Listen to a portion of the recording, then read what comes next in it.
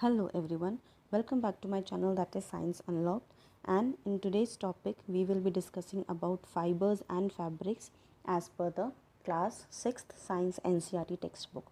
Now the very first thing that we have is what exactly are clothes and what exactly is their function. So when we talk about the different set of clothes that we wear, they have some different textures, they have some different colors, different choices with reference to seasons.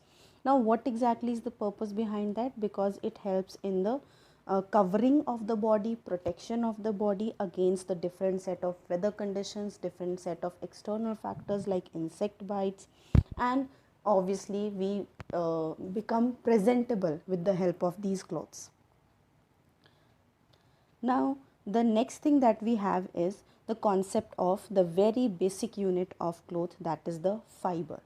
Now what happens is when we talk about fiber is the smallest unit which is responsible for making up of the basic fabric. Now if we will talk about this specific structure over here, we can actually see over here that it is the individual thread, individual structure that we are talking about. Now here also we can see that there is a smallest section of the thread, whereas within this particular structure that we have in front of us, we have this small part which is winded all together to make the whole fiber. So what exactly is the fiber? Fiber is the smallest unit of the fabric, and it is more or less the thinnest particle or the thinnest part of the fabric, which is going to be long, flexible and overall hair like structure. Now in this particular module we will be discussing about cotton and jute fibers, but before moving into the details of cotton and jute fiber, let's have a basic idea about the difference between a fiber and a fabric. Now we will go in the opposite direction, that means we will be starting from the fabric. We can go the other ways also, but we will here in this session we will going to discuss it from the opposite direction. That means from the bigger unit we will be moving towards the smaller unit.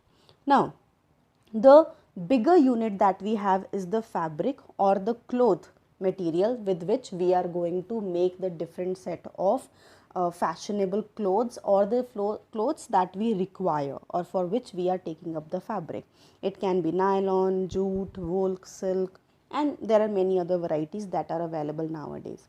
Now what happens is when we talk about these fabrics, they are actually made up of small, or you can say fine threads called yarns. Now these yarns are ultimately made up because of the twisting of the thread like structure, which is the fiber.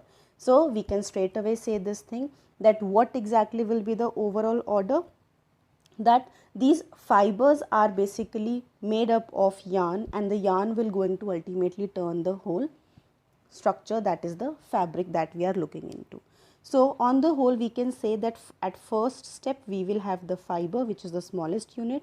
From here we will get to the yarn, which is the twisted form, or you can say combined form of multiple fibers, and from here it will lead towards the final structure, that is the fabric. Now, before moving into details of cotton and jute, there is one more thing that I would like to discuss with all of you, that is the types of fibers.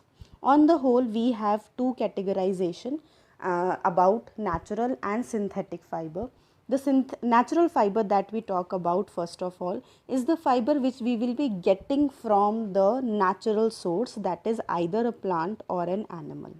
So anything, any fiber which we are getting from the plants or an animal can be straight away said as the or called as the natural fiber.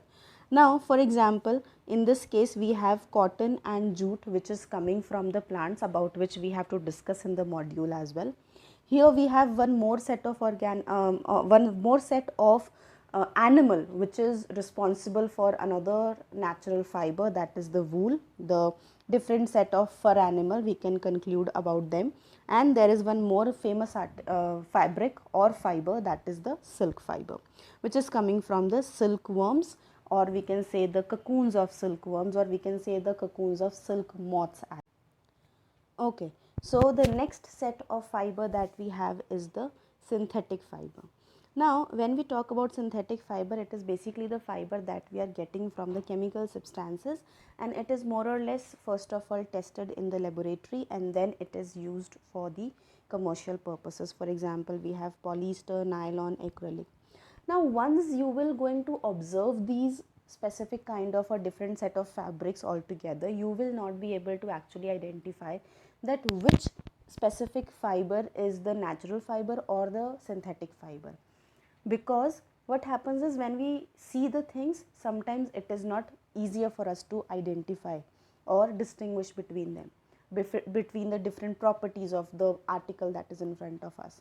But by touching, we can still have the sense that it is a natural fiber or the synthetic fiber.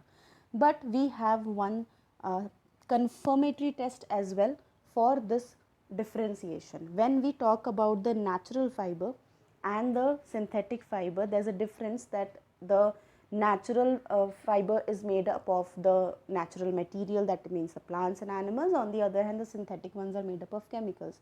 So the test that we use for identifying them is the burning test. What you have to do is you have to simply take up a thread or the fabric, part of the fabric, and so you simply have to put it on fire. If you are able to smell any kind of plastic kind of smell, that means it is the synthetic fiber. If the fiber or the fabric is not smelling like the plastics, that means it is a natural fiber or the fabric, whichever thing you have taken up. So this was the basic idea about the whole chapter in terms of the introduction. So in the next session, we will going to discuss in detail about the specific fibers that we have to move into and we have to learn about. Till then, take care. Bye bye.